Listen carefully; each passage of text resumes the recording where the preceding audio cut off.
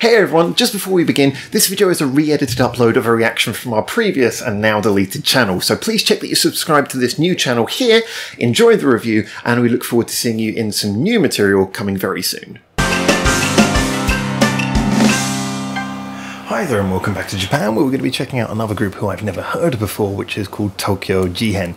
This is another one of those ones that I've taken off of the Reddit suggestion thread. If you didn't know, the best place to suggest songs to me is on our suggestion thread in Reddit, which you can find a link in the description below. The reason being is because even though it takes quite a while for me to get around to all of the songs, and I will review everything so long as it doesn't get blocked, that's the best place to do it. I read all of the comments on YouTube and I try to reply, but it's kind of difficult to write them all down, and sometimes I miss things, so that's the safest place to get them through to me.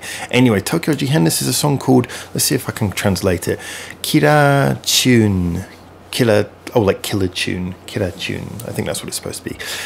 So know nothing about this group, but I've been told this is one that you guys expect me to like. A lot of the people on the on the Discord suggestion thread were Discord discussion thread. Now my brain's turned to cheese. Everyone on the Discord discussion thread has been saying this is a group I should like. So anyway, I picked this song to go for first. No particular reason, it was just the one that I thought, hey, nice suggestion. Let's see what we think of this, and then we'll talk about it more afterwards. Tokyo JIHEN with what I believe is called Killer Tune.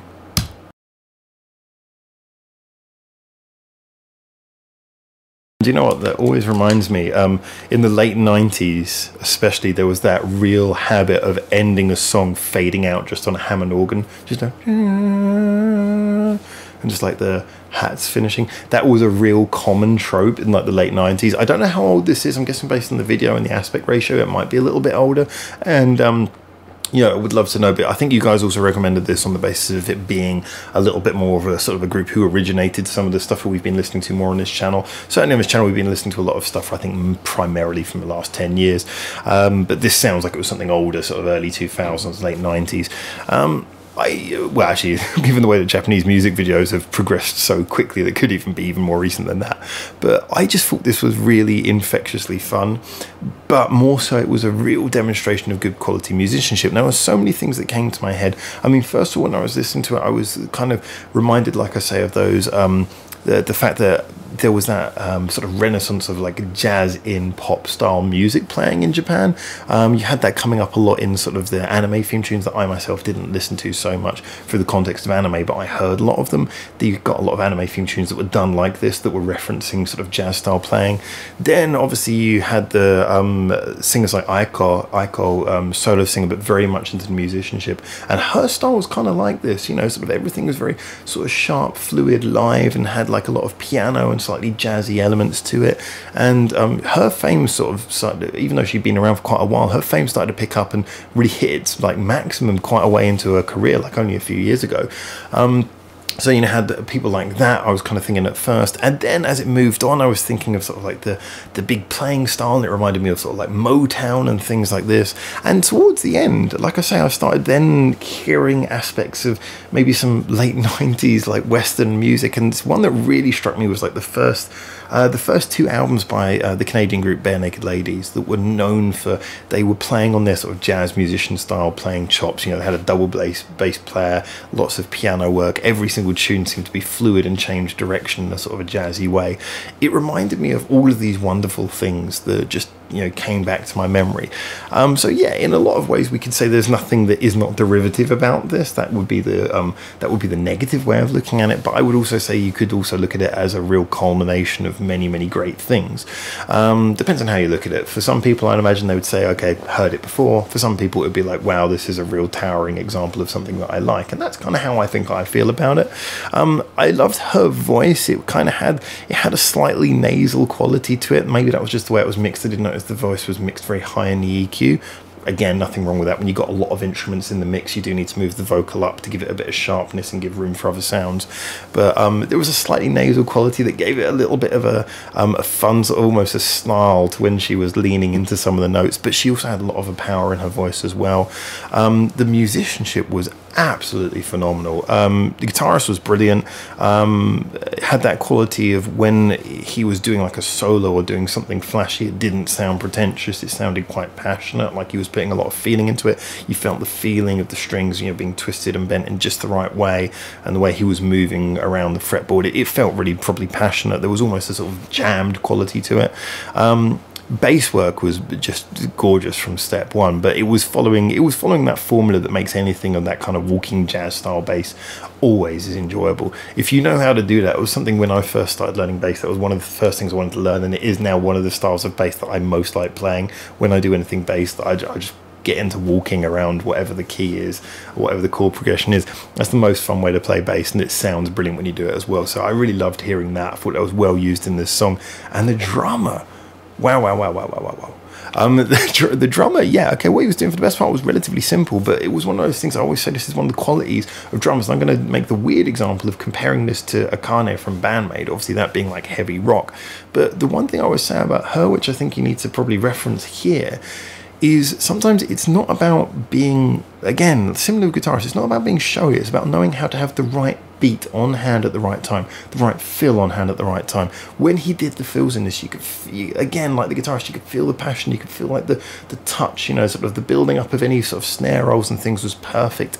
It really felt like there was a lot of passion to it, but also selecting the right beat at the right time. The beat switched a few times from kind of like a shuffle to like a slower sort of rock groove. He went through a few things, but it worked each and every time, and it moved the song forwards. There was a hell of a lot going on in the arrangement. It was really enjoyable.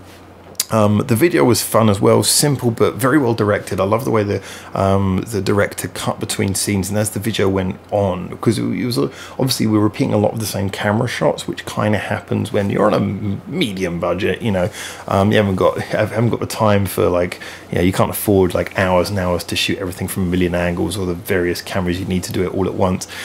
So obviously you had a limited number of shots to work with, but I like how the shots sped up the cutting as the song went on to sort of accent the build up of the song, and just a weird random bit with the dancing at the end. It felt very alive. Did everything about this felt very lively, fun, just great. I really enjoyed this on many levels.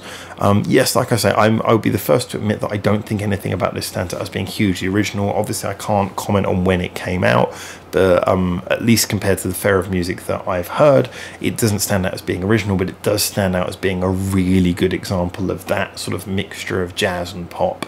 Fantastic musicianship, nicely written, and I also should point out great chorus. I really did like that chorus. It had a show tune quality, but like I say, it was almost like a sort of big dramatic crying in the rain show tune, but played with like a shuffle beat going underneath. Yeah, it just worked. 110% worked. That obviously brings us to the interesting point.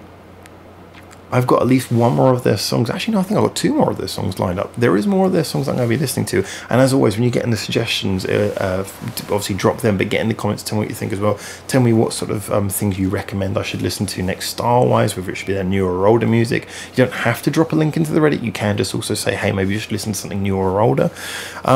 I will be reading all the comments and I'd love to see what you guys think, either whether you're a fan of the group already or if you're new to them, whether you like it or not. I'm really interested in seeing what you guys think. But I'm interested to see, is all this stuff kind of like this? I mean, like I say, if it's kind of like the way the first two, at least the first two Bare Naked Ladies album were, what was so good about those is that they all had that same basis of being songs that kind of meandered in a slightly jazzy way, but none of the songs felt the same. They all felt very distinct and different because they were very good at using that, and everything gives me the impression these guys have the necessary quality to pull off that kind of thing. So I wonder, are they going to completely deliver a different style, or is it all going to be kind of this sort of jazz pop style, but they're going to give a completely different writing treatment to each song? Each is going to come across with a completely different tone or a different angle.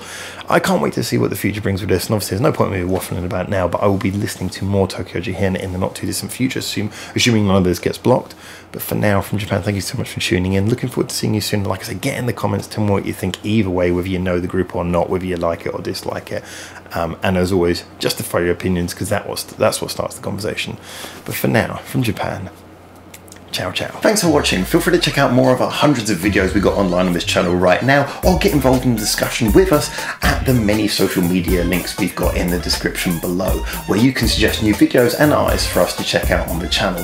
Or you can just do the usual YouTube stuff and comment, like, subscribe. You know how this works by now.